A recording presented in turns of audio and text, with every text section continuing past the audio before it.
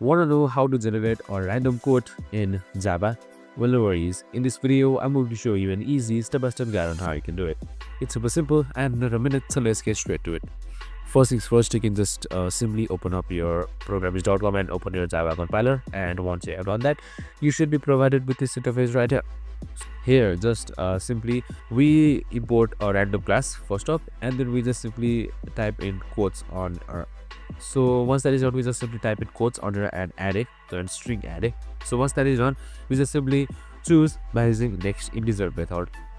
So it chooses an index and prints the code in the console. You can personalize this by adding your own messages, coding tips, or daily reminders. It's a super beginner friendly way to run about arrays and random numbers. Every time you run the code, you get a brand new code to keep your motivation high.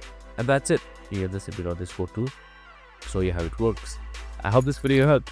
If it did, make sure to like, subscribe, and tune in with us for more of these videos.